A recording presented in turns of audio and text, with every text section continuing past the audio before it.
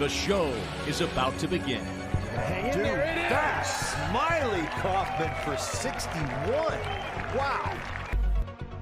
Featuring Smylie Kaufman. If you're at a local IHOP at a PGA Tour event, you might see Hideki Matsuyama. Clear up in the stance, strengthen the grip. His co-host, Charlie Hume.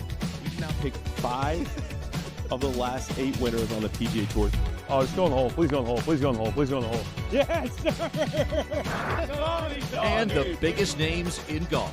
That's a great question. Can I talk about it? I don't think I'm ready. How good does it get, SK? Why not ask Charlie? Today, live from the Pinecrest Inn, it's the Smylie Show. So long, everybody. This is the Smylie Show. Welcome back to the Smylie Show, where we are recapping the 4th and final major of 2026, the 154th Open Championship at Royal Birkdale. And Smylie's sitting in his hotel room, getting ready to travel back stateside. This is your last dispatch from the UK. So you ready to get home, Smylie? Long week? I am. I've really enjoyed my time here at Royal Birkdale. It feels like Tahoe was like 3 years ago. I feel like this week it's been long, but it's been really fun. I got some great groups, a lot of fun out there on the course doing the evening hits, and yeah, I didn't really know how I felt because typically I don't root for playoffs, but a 3-hole playoff kind of sounded fun. But I was also kind of gassed and I was starving, so it was like a mixed emotions on the putt with Foxy. There's something about this time of year in the summer where their days are longer, where you're like, how long we've been up and how much additional light do we have? Like I remember going to Scotland this summer. We're great. Yeah, we're just ripping, but it's crazy. Like it just makes the days feel longer.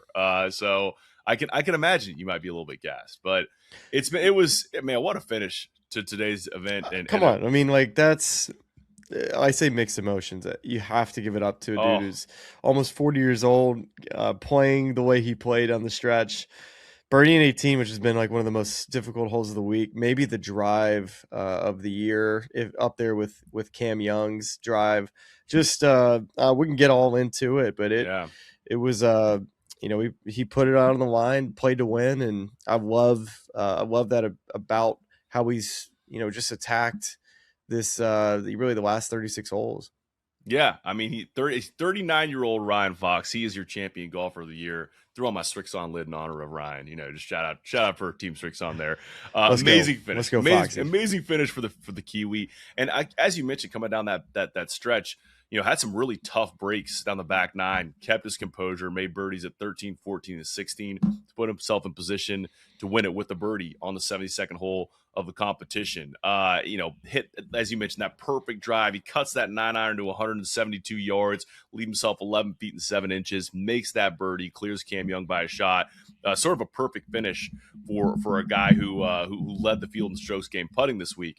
So I think as we kind of do on these major championship recaps, we kind of work through the story of the day from your perspective. And so I think we got to begin with Cam Young teeing off at just five minutes past noon local time, 2 hours and 15 minutes before the leaders, goes out in 29.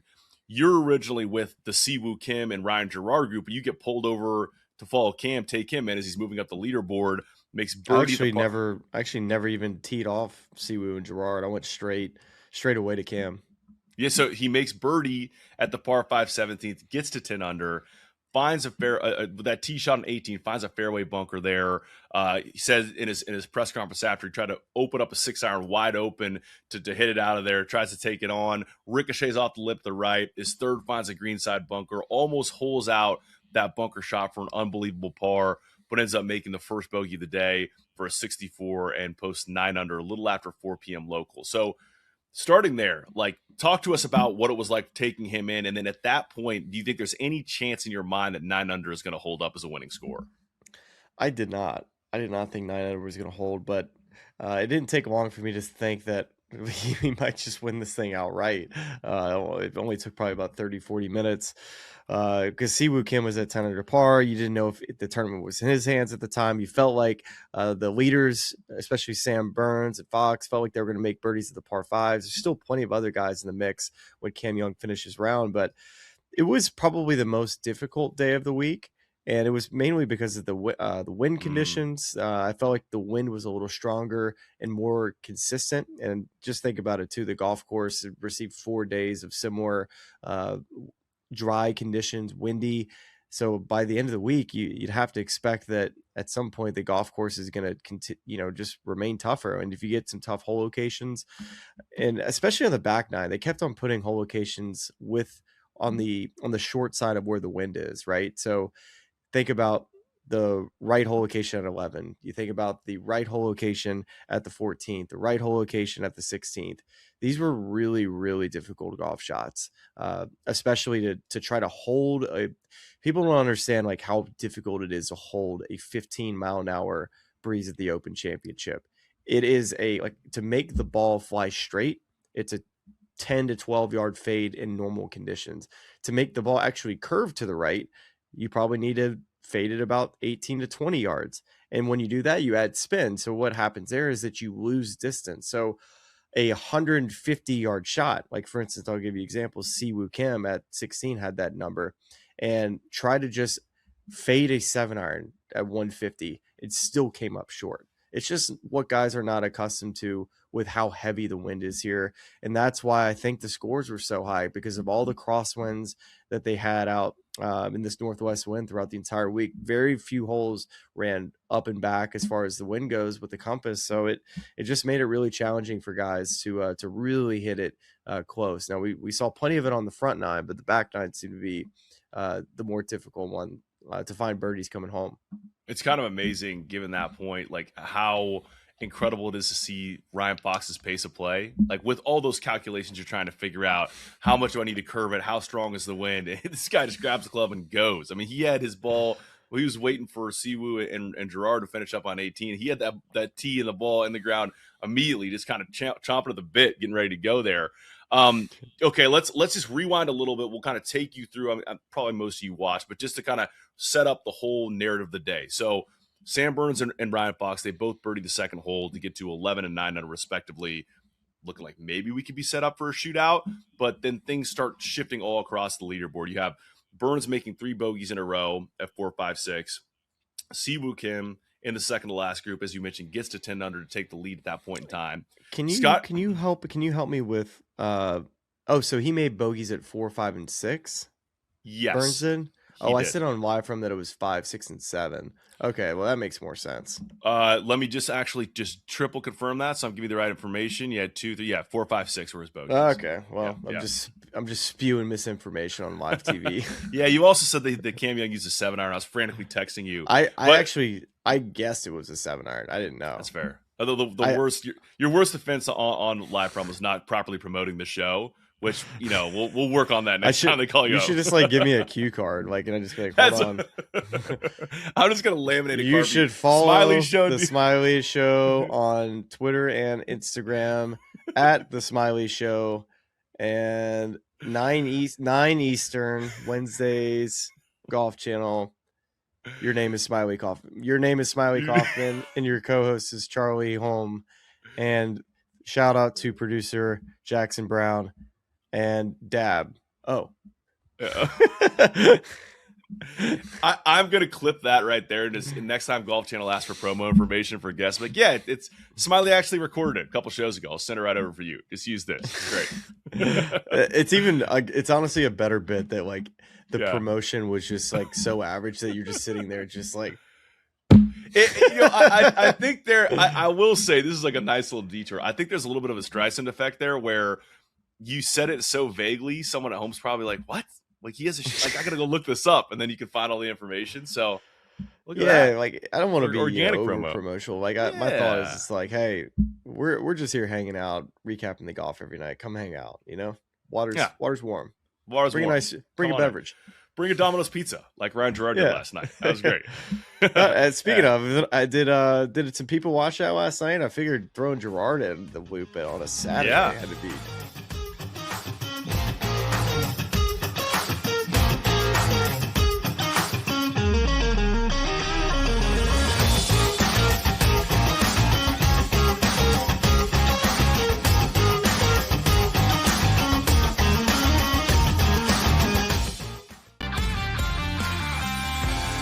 come in a lot more better prepared to play than, say, we did, having to learn some of the things that we learned coming into the NFL that we weren't learning in college.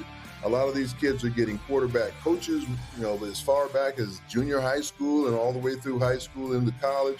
So I think the position is a lot more stronger than it's ever been. Outspoken with Dan Cilio, only on SportsGrid. Atlanta should be the team to step up and secure him. Yeah, Atlanta's really interesting because they're, much further down the list at only, 8% right now on Call Sheet. But this is a team that has constantly come up in terms of GMs thinking, or the reports suggesting that GMs are thinking that Atlanta Braves are the dark horse team to kind of swoop in there and get Scoogle. And that's going to be something that, we should pay attention to. Pro Baseball Today, only on SportsGrid. Wembanyama goes to the park and plays chess against people. I saw him come in with a book today. Yeah. He walked in with a book, Kevin. He had a bunch of books in his hand. I was thinking to myself, I'm like, he's the only NBA player that actually walks in with a book that actually read it. Yeah. It's a good take. Yeah. Shot of LeBron. Listen, I couldn't help it. I knew that I was trying to cut you off before you said the name. In-game live, only on SportsGrid.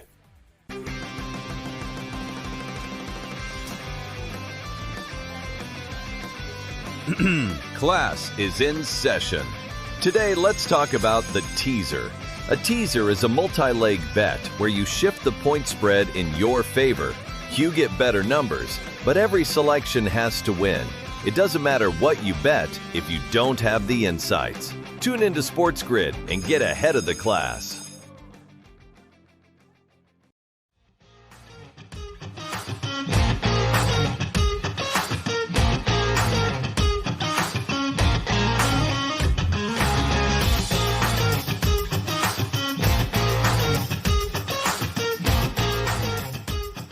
So we can have him join the show. We would love to do that. So we'll just have to arrange for that next time we have you at a major.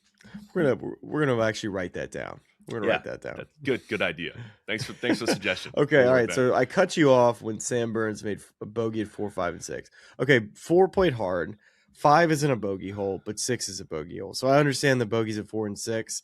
I heard that his ball ran into the ditch at 6, which I hadn't seen all week. And that's the nature of this fescue just continuing to dry out. Sure, if you pull it, you can end up there. But that to me is a tough break there for Sam. Yeah, without a doubt. Which, by the way, I'm going to detour you now again. Can you believe they put a halftime show in the middle of the World Cup? I mean, they had Madonna. They had Madonna, and then they just had the what's the soccer show with Jason Sudeikis? The rich men that believe Ted Lasso. Ted Lasso. They just had Ted Lasso introduce Justin Bieber. Like, what are we doing? What are we doing? Hold on, I gotta go watch Biebs, man. No, we are not. I got the fever. Biebs is soulfully strumming a guitar with like a very close up shot right now, and we should be playing soccer anyway. No, we should be doing a full Bieber concert, man. I just don't. We have these hydration breaks now. Like, it's becoming a made for TV product. It's losing. This is good. This is going to be a good tee up to the end of this show where we talk about some comments Scotty Scheffler made on rules and getting back to traditions. So this is a good tee up for that. I don't like this, and I want to do more of that as it relates to rules TIO. Because that's that. Now look. We worked our way right back into the segment because the next player I was going to mention was Scotty Scheffler getting to 8 under. He's a couple back at that point. Then we had the adventure at the 17th. I think we're probably better suited staying on the story of the day and then doing a full #talking TIO segment a little bit later in the show with room to unpack. But we just know that happened and we're going to talk about it. Then with Cam at 9 under, we start to rule guys out. So Scotty, he's 8 under on the 18th tee, makes bogey, finishes at 7 under. Tommy Fleetwood made an amazing push on Sunday. The support this entire week there sounded incredible. Jordan Spieth was talking about saying, this was like a mini Ryder Cup just for Tommy Fleetwood. He's walks up the 18th fairway with tears in his eyes, but he too ultimately finishes at 7 under. Bryson DeChambeau triples the 11th hole. That effectively rules him out. He finishes at 4 under. And then nobody in those third or second to last groups had a realistic chance standing on 18T. Like, we would have had to hole out his approach just to get to 9 under. So it comes down to the final group. Sam Burns a shot off the lead at 8 under. Ryan Fox at 9 under. And just take us through each of the 3 shots Ryan Fox hit on 18, because as you noted at the top of the show, this hole played the most difficult at Royal Birkdale for the entire week and was on Sunday the second most difficult hole. So this is like there were not a ton of birdies to be had. Yeah, honestly, I definitely want to get into 18, but I think it needs to start at 13. I think 13 is where all of this begins, because the 13th hole was a decision had to be made off the tee. If you want to win the golf tournament and you're ready to play aggressive, you hit driver on that hole. Ryan Fox hits driver on that hole, ends up making a birdie with a wedge in. Now, I watched, let's see, who was it? Siwoo Kim hit iron off that tee and had 215 yards in. Ryan Gerard hit driver, had 98 yards in. We're talking about a 113-yard difference. And just the fact that there was multiple players that down the stretch hit driver on 13, I just felt like that was a time and a place to play aggressively if you were in the golf tournament. So I love that Foxy did that. 14, I'm watching all of this from behind your group in front. So all this is, not quite as fresh as like what I watched in the groups I was with, but I saw that he made birdie on 14, and then 15, I heard that his ball got stuck up against the lip and then ended up making a good bogey, considering the bad break. 16 still is the most under talked about amazing birdies. Everybody was struggling getting that second shot close. The reason why is that green sits up, it's elevated, rolls off both sides. It was the hardest hole location they used all week. It's tucked right on top of these 2 little penal bunkers short and right that are just waiting for a misfire. Really just, honestly, it goes back to that conversation we're talking about with the hold shots. You couldn't get it close to the hole if you're trying to hit a straight shot. Well, you could, but you're aiming 8 yards right of the hole location, which is effectively 3 or 4 yards right of the green, which is not a comfortable feeling knowing you can't miss right. So the fact that he was able to get up there, hit it pin high, and then walk in a birdie, incredible. Now, it didn't even birdie 17. So you're thinking like, okay, Ryan Fox, when he gets 18T, he hit into that bunker yesterday, was able to, muster something out of that bunker onto the green, 2-putt and make par. But I was thinking in my head, like, he's about to bogey this and lose, right? Like, that just felt like he was going to hit into one of these bunkers again. It was going to be the same situation. He was going to chunk it out. He's going to have to make a 10-footer. And that's hard to do, when everything's on the line versus like everything to gain. Once he hit that fairway, it's like, you know what? It's just a 9-iron. I'm a fader of the golf ball. It's time to play aggressive. And I loved that mentality that he had, because he even talked about it in his 62. He's like, I was here to play aggressive, trying to chase down history, and hit probably the best drive of his life. Incredible iron shot. And I got to give him props on the putt, because I did not know what it was going to do and totally missed it.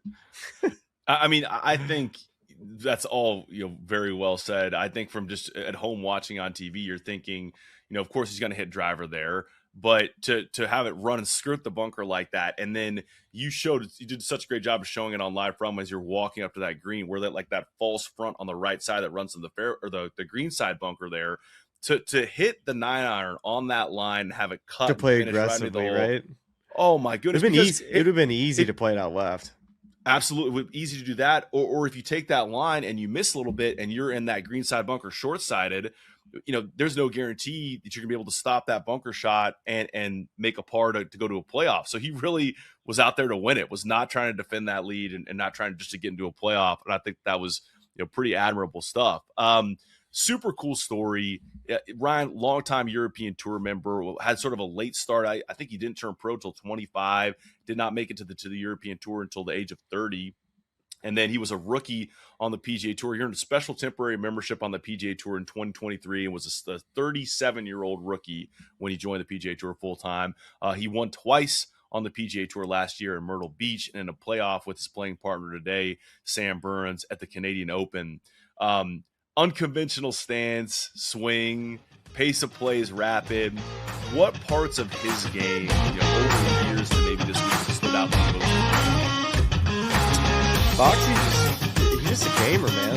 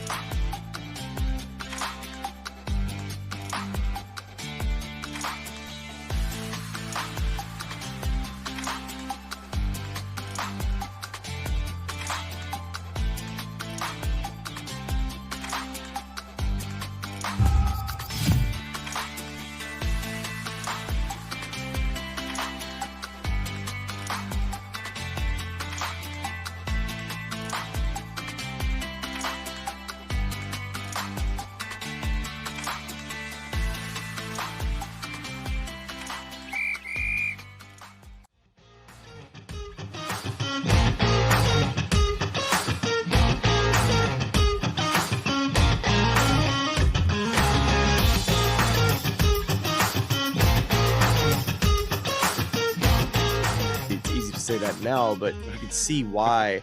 He played well at this golf course, just the firm and fast conditions being similar to what he grew up at. I will add too with him, it's just think about just the 3-wood he hit at the RBC Canadian Open. Like in some clutch moments, he stood up there and been able to get it done. But at the other side of the coin, the guy he played with, Sam Burns, is starting to not have the best record when it comes to trying to close golf tournaments. That Canadian Open was his, had a chance about a 4 or 5 footer, end up having 3 playoff holes. This is obviously playing to last year. But he's got some heartache, man. Sam's played some really, really high quality golf, but for any person at his level, they're going to want to be able to lift that trophy up. And that's whether it's weighing on him or he feels a little bit differently on Sundays. It played hard today, right? And it's going to be a tough pill to swallow because it felt like today was his day, considering that really nobody went out there and necessarily took it from him. Like it was in his hands. The number was 10 under. So that's going to hurt. And 4, 5, and 6, of course, like that was a run that 4 played tough. Like I said, 5's not like that's one you can't make a bogey on. 6 is a bogey, but throughout the rest of the day, it's like you have to find a way to find some birdies in there, and just wasn't able to get it done. And I think the conversation around Sam moving forward is like when he gets in contention, kind of similar to like a Ludwig Oberg, like, is he going to be able to get it done? I know Cam Young at least showed, he's done it this year at the Players Championship. I feel like the conversation around Cam's not quite as strong now as maybe the conversation will continue on with Sam, who's clearly like built to win like these big time tournaments. And that's like, and he's a friend of mine, and I think he would. Oh yeah. That's fair.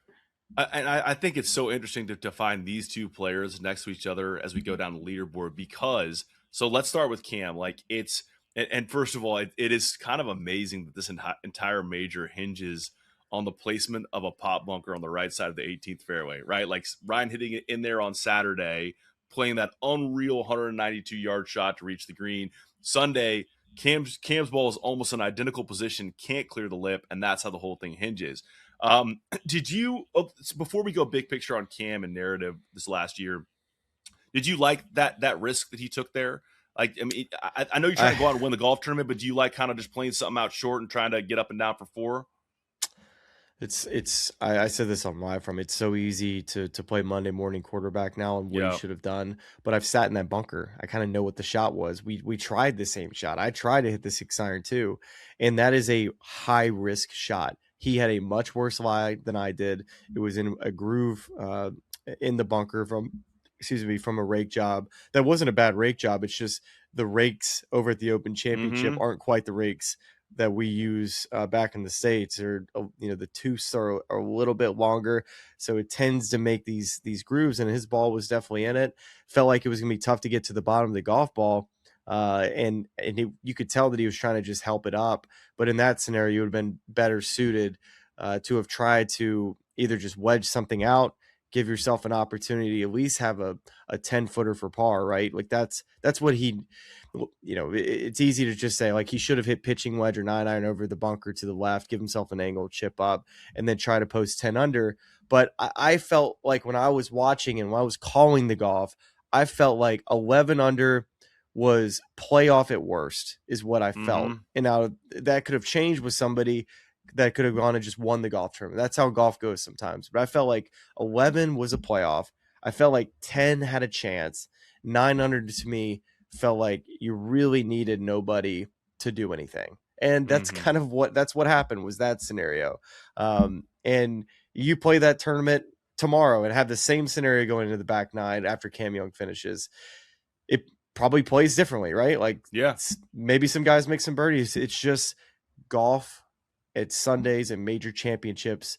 You always can, especially when you've played the golf course and you know the conditions and how difficult some of those pins are.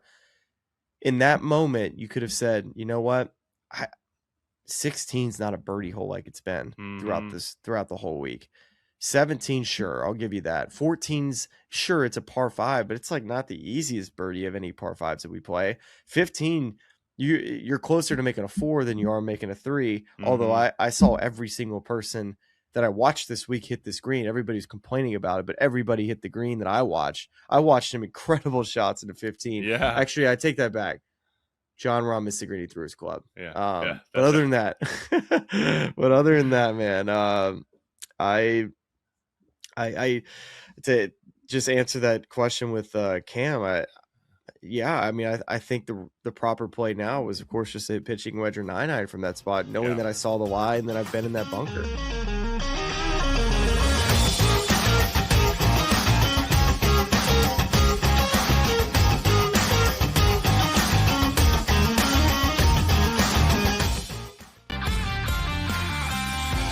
They come in a lot more better prepared to play than, say, we did, having to learn some of the things that we learned coming into the NFL that we weren't learning in college.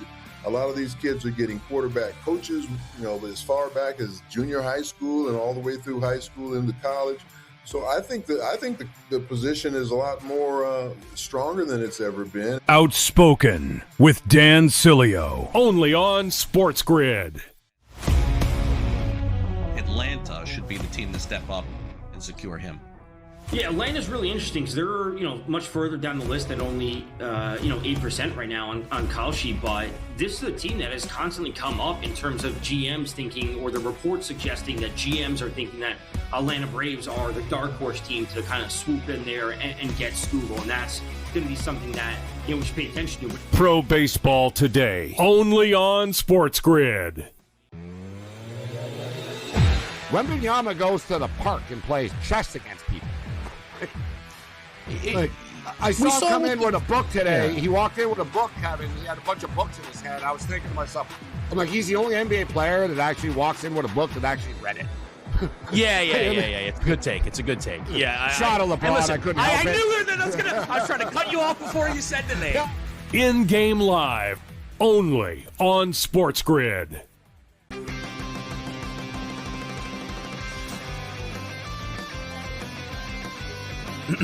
Class is in session. Today, let's talk about the teaser. A teaser is a multi-leg bet where you shift the point spread in your favor. You get better numbers, but every selection has to win. It doesn't matter what you bet if you don't have the insights. Tune into SportsGrid and get ahead of the class.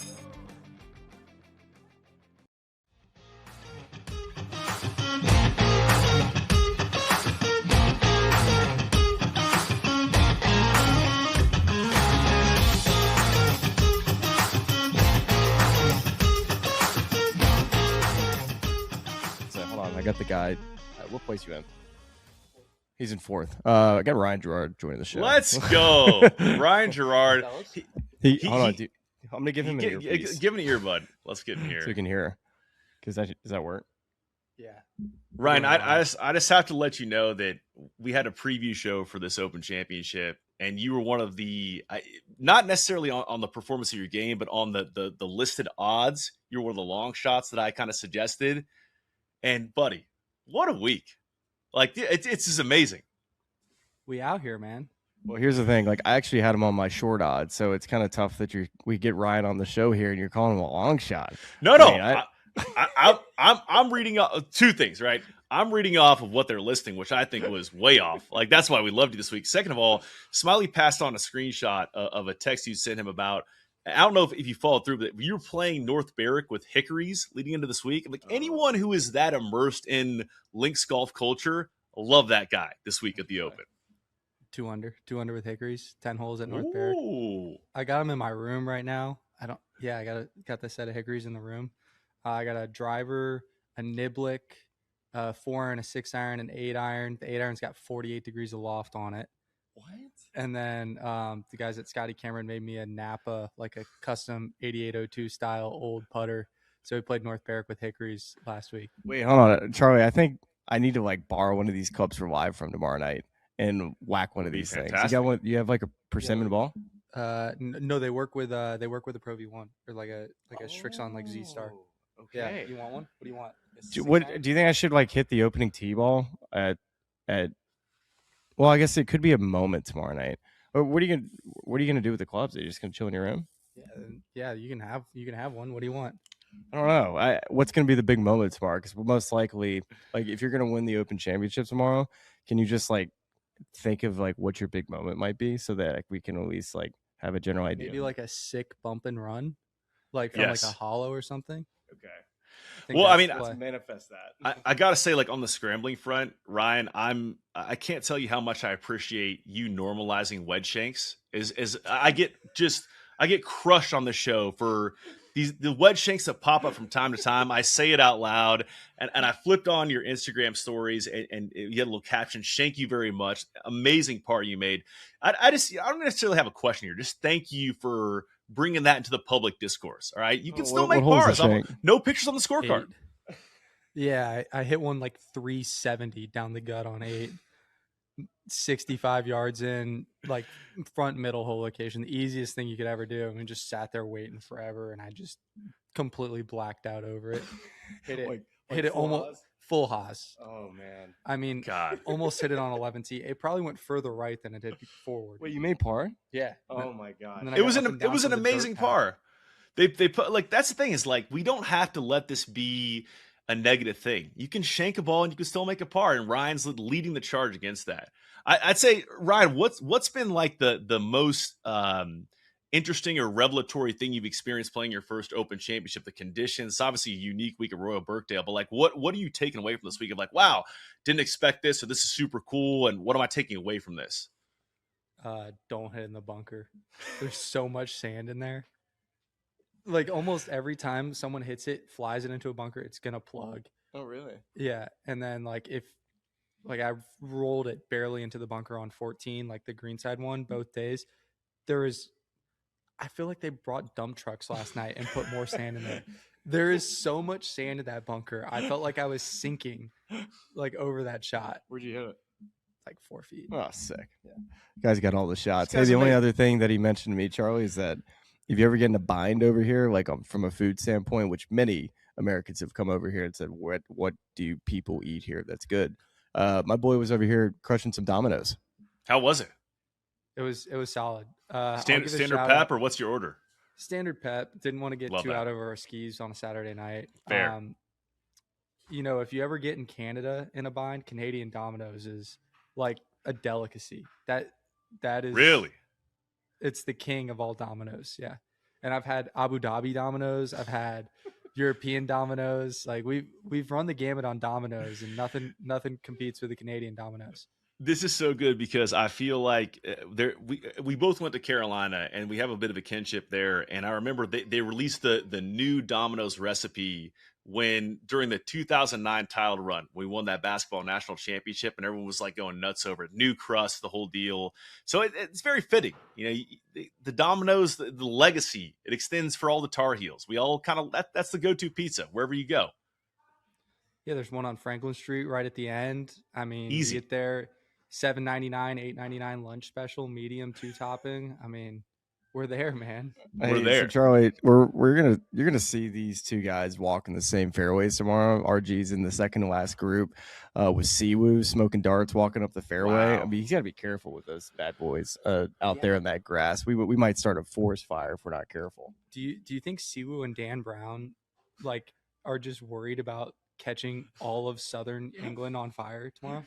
I didn't even know Siwoo was a darts guy. I saw Dan said earlier. I think, right? Yeah, he's sneaky about He's sneaky. See, that's like Dan Brown's brand. He said earlier in the week that he, on high stress days, 7 or 8 per round.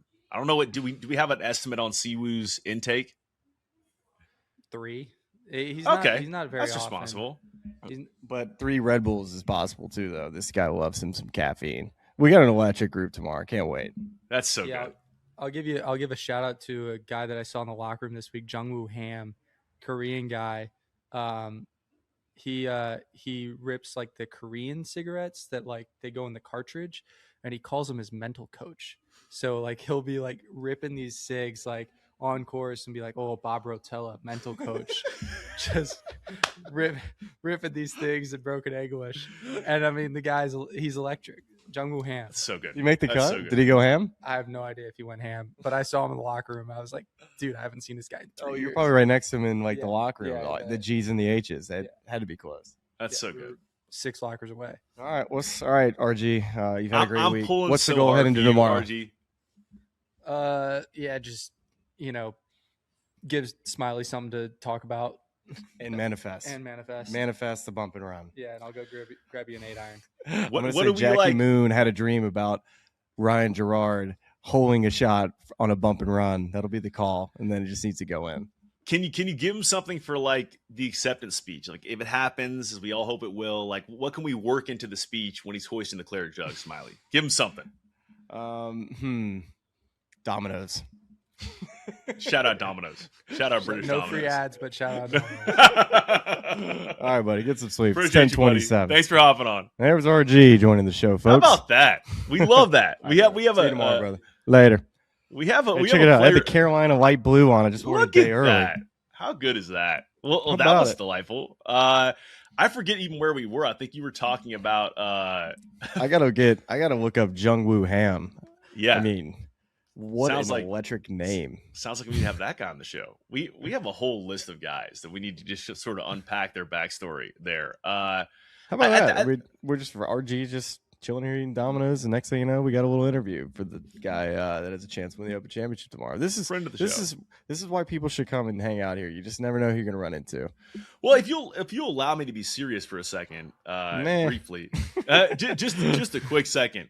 I mean, I think heading into the week, we were looking at these guys. I'm like, he's got so many shots. I mean, I played with them last fall at Findlay here in Chapel Hill, and like the guy just hits every single window. Like that type of guy feels so suited to this test. All the kind of changing winds, this and that. So I'm just pumped he's getting it done this first week. However, it ends up. I can't wait. I can't wait for tomorrow. Hope RG climbs up that leaderboard. Got Burnsy up there. I mean, it's interesting. Like the way this board is shaping up. It was like electric, and then all of a sudden it's like, what is the number going to be? Like when Fox finished his round, it got to 8 under. By the way, he played a different golf course this morning. He was playing in light winds, hardly was blowing. The greens were receptive, but the most important thing, besides the wind, it was overcast. And as soon as the sun came out for the first time, he was walking up to the 18th green.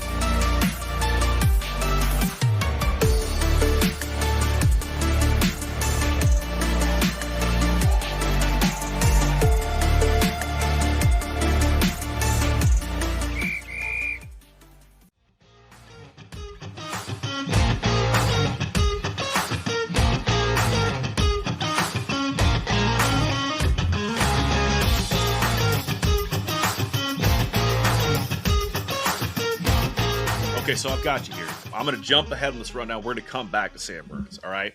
So the 3 best scores of the week, which were all 62s, course records tied for the major championship low-scoring record for a round. Ryan Fox, Saturday, tee time was 10:30 a.m. Lucas Herbert, Friday, tee time was 9:03 a.m. Sam Burns, Friday, tee time was 9:25 a.m. So I'm looking at the guys that are, big names in the mix. Scotty Scheffler, 4 under, 12:45 p.m. John Rahm, 4 under, 12:55 p.m. Shane Lowry, 4 under, 12:55 p.m. Hideki Matsuyama, 4 under, 1:15. Xander Schauffele, 4 under, 1:30. Tommy Fleetwood, 5 under, 1:40. Bryson DeChambeau, 6 under, 1:50. Ludwig Oberg, 6 under, 2. Ryan Gerard, 7 under, 2:10. Siwoo Kim, 8 under, 2:10. And so I'm just wondering, are all those too late to make a run in the form of what we saw from Ryan Fox, Lucas Herbert, and Sam Burns in terms of what you're seeing for the weather forecast? Well, I just have to. You just have to think. I mean, it's based on what I remember saying is that it should be not too gusty of a day tomorrow. Probably a lot like today. Hey, he's back. Oh, we got a persimmon. Here we go. I mean, this guy's the best. This is the best. Oh my god! Look at it though; it is beautiful. It is the Niblick. That's the Niblick. Shout out to the Niblick live team here. The T Stewart model. It's an 8 special, and I mean, look at this beauty. So some quick Googling. It's equivalent to a modern 9-iron. If you're at home and you're not sure what a Niblick is, that's what a 9-iron would be. It's That's terrific. I think. Shout out Ryan Gerard. I have got to use this tomorrow on Live From. I think you do. Yeah, just a wee little shot like with this like thing a short par 3, something like that, or like an approach. Yeah, shot I've already on done 18. that on 7. Though. I know. That's the problem. We can't do 18. Maybe like a little wedge shot into 17. That'd be a fun little spot. I love that. It's my favorite spot on the golf course. How cool is that? Okay. Comes down here and brings me this beauty. God, wow. Where were we? It does it matter where we were at this point? I think we were just talking about like when you're looking at like Scotty is 6 off the lead going off at 12:45. You're looking at those low scores that happened in the 9 o'clock to 10:30 range. Like, are those guys going out too late to really benefit from the early scoring? You said 12:30 range. Scotty's 12:45. Yeah, it's the same tee time that he had today. Actually, you know what? He was at 2:45 today, not 12:45. The tee times being pushed up an hour makes a huge difference for the chasers in this. So the more opportunities that the guys have at that 4 and 5 under number to be able to play a front 9 in a little bit less windy conditions, that is where you start to see maybe somebody get 3 or 4 under through 9 holes, or gosh, if somebody gets 5 or 6 like we've seen this week, all of a sudden it just kind of depends on what Burnsy decides to do. Does he want to run away and hide, or does he keep everybody in it? But gosh, based on everything I've seen from this guy, he's going to be tough to hunt down. He's been just so flawless. I mean, I don't know if you remember I watched him play Tuesday, and I was more impressed with Sam than I was with Scotty. Like it was like he was dialed in. Well, let's talk Sam, because there's been this narrative around Sam Burns that he doesn't have the ability to close, right? And then we're looking back at the last year extended U.S. Open last year. Oakmont finishes tied for 7th after a standing water ruling that we both felt was pretty harsh. Then this year tied for 7th at the Masters, solo 2nd at the U.S. Open, leading the Open heading into the final round. And so for me, it feels like he's sort of shedding this narrative in real time, especially considering he might not have even played this week. He was considering withdrawing because his daughter Belle arrived on 2 weeks early, July the 3rd. His wife encourages him to go. What in particular are you seeing from his game, especially in majors, where it's translating to this ability to continuously contend at the highest leverage moments? It's his iron play. His iron play is so much more improved. It was I think a weakness to his game over the last couple of years. First in strokes gained approach this week, by the way. He's when he irons it that good, you're just not going to beat him. I'm just telling you. Like he's he's too good of a putter. He's got the plus length, right? So he's got all the tools. This is in Sam Burns' hands. Like, he can go and run away and hide with this thing if he wants to, and it wouldn't surprise me if he did. Okay. All right. So here is where we're going to close the show today.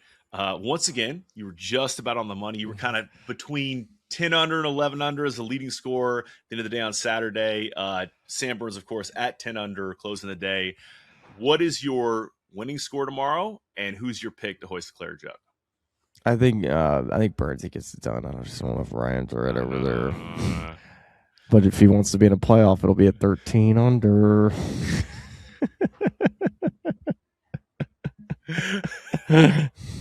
What a show. What a night. What a show. All right.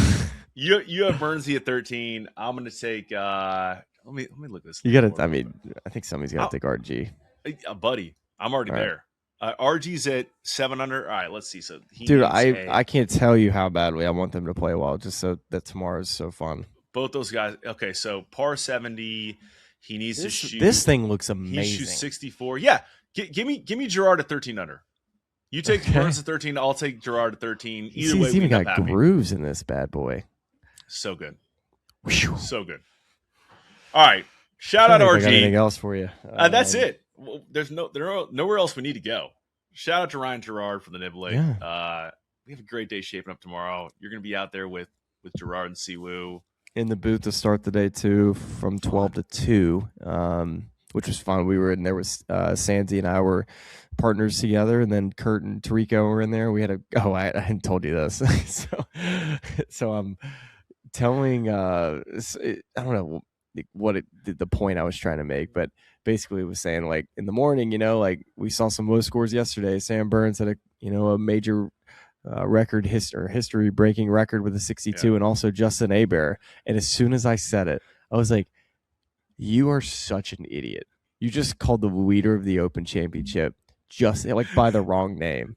And the only reason why I called it Hebert is because every single person that I know from Louisiana.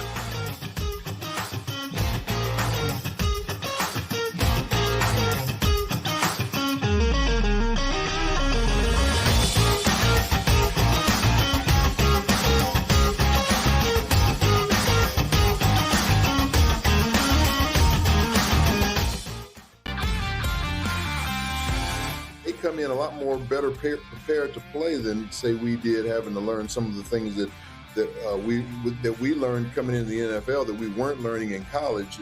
A lot of these kids are getting quarterback coaches, as far back as junior high school and all the way through high school into college.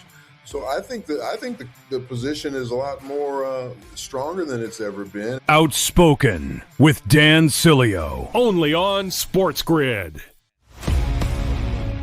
Atlanta should be the team to step up and secure him.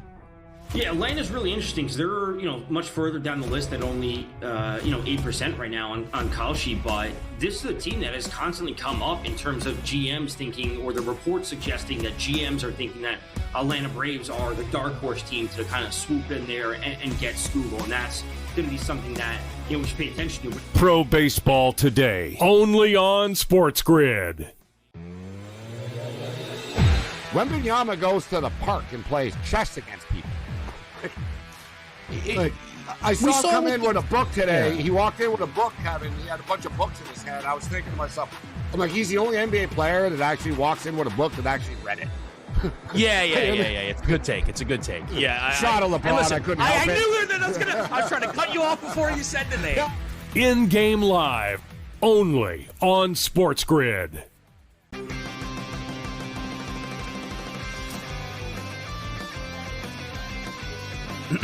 Class is in session. Today, let's talk about the teaser. A teaser is a multi-leg bet where you shift the point spread in your favor. You get better numbers, but every selection has to win. It doesn't matter what you bet if you don't have the insights. Tune into SportsGrid and get ahead of the class.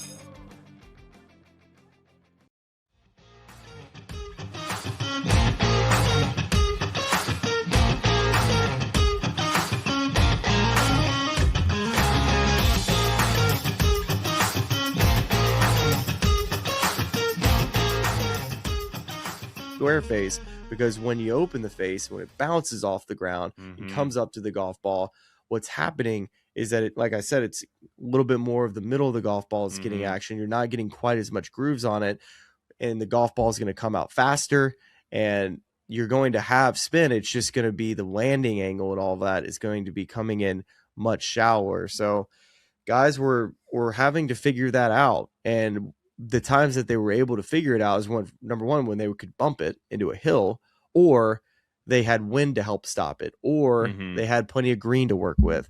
But when they got short side or downwind, it was like dicey, man. It's just chipping off your kitchen table. Well, to kind of further that point too, I would have loved to have bopped around the tour trucks this week to figure out how much bounce some of these guys had on their lob wedge and their sand wedges, because Zero, you think man. about the zero, because it's, to your point on open the face, you're lifting that leading edge, right? And so if you have 12 degrees of bounce on that thing, you're going to be knifing the ball all week long. Like I can't imagine most guys had more than 4 degrees of bounce on some of their wedges. Yeah, remember what Ryan said about the bunkers too? Like when you get more sand in the bunkers, like he was saying, like, man, they just like had a dump truck of sand going to the 14th. It's like you need more bounce in that situation. So you almost have to decide to hit one club out of the sand, like build me a high bounce 56 with high bounce, low bounce, lob, that's it's certainly and I love the randomness of links golf. I just was curious, seeing some of the differing player reception of the place. Ryan Fox said he loved it. Shocker. So I guess I'll leave you with this. So you have to take advantage at major championships, and you never know when that is going to be. We never know what day that's going to be. And Ryan Fox, I think, had potentially the easiest conditions on that Saturday morning, because I was driving to the golf course and I see those, I love how they have all the Open Championship flags above these grandstands, because when you're driving into the golf course and you see the links and you see the piece of property, you could tell how difficult it's playing just by looking at those flags. And the flags are hardly blowing. The sun's not out. The sun has been out all week. And so that morning, from about 6 a.m. till about give or take 1 o'clock, that sun was not out, and Ryan Fox was on the golf course. And I think it's a difference in the tournament, right? Like that was his round. Of course, you can look at the last 6 holes. I think you just more attribute that to just Ryan Fox just being gritty and going to win a major championship. Well, we really got to close the shout out to our guy, Ryan Gerard, for joining the show this week. RG, tied for man. 9th. Couldn't get a putt to drop today, unfortunately, but I think he has plans this fall to play several events on the DP World Tour, and I'm really excited to see how he does there, because this guy, like the skill. Did you see me pushing for the cup? I was pushing for the President's Cup on the live. Yes. I saw that, Mitch, at the end. But it's like this guy he's so built for links golf, with just the way he can hit different shots and the creativity around it. So a good week for him. Good to have him on the show, and excited to see him play a few Euro Tour events this fall. I think that's it. We got any final thoughts before you head out to the airport? Where are you going to London next? Yeah, it continues, right? So I leave here at 8:30 in the morning, give or take, in the booth for a couple hours, walk the golf course, do the live from, do the pod. Now I got a pack, and then I have a 3.5 hour drive to London, and it's currently 10 p.m. Oh, okay. Yeah, and if you pack as fast as I do, it'll be about 3 hours of packing too. Yeah, I'll be excited when I get on that plane tomorrow. Let's put it that way. Very good. Safe travels to you, and we appreciate you all joining us for the major coverage all week long. Shout out! It's been a good major season. I think it has been. We continue to see people engaging, of course, on Twitter, on YouTube. Continue to comment, keep the chatter going. Let's be nice to everybody. But we're happy to be there for all of you golf fans and sickos just like us. Every single week, I love hearing all of you come up to me and say you love the pod. I even had a Marshall today in our group with Siwoo. Wow. Say, hey, he was kind of in the mode, but then he looked over. He's like, love the pod, man. I was like, hey, thanks, man. Appreciate it. There you go. How about that? So we love to hear it when I'm out there. It's really cool. So it's nice to be able to serve content to all you golf fans. It does mean a lot to us, all of your support. We would not be able to do it here without you. So thank you for that. And I guess we'll be back soon, kind of starting to wrap up the major season that was 2026. Check back right. What a great dismount. What a great. I was going to have Jax edit that, but I got caught in a word salad. How about this? See you later. Talk to you soon. Bye now. We'll see you next week on the Golf Channel.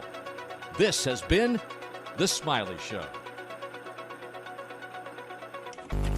You know, I listen to this podcast. It's really cool. And all of our local fans and subscribers, but make sure you like and subscribe. It's cool to see what you guys are doing. I know golf fans appreciate it, but we do too, so please keep it up. For all the good people at YouTube, like and subscribe. You guys have some good takes, so I'm happy to come on and shoot the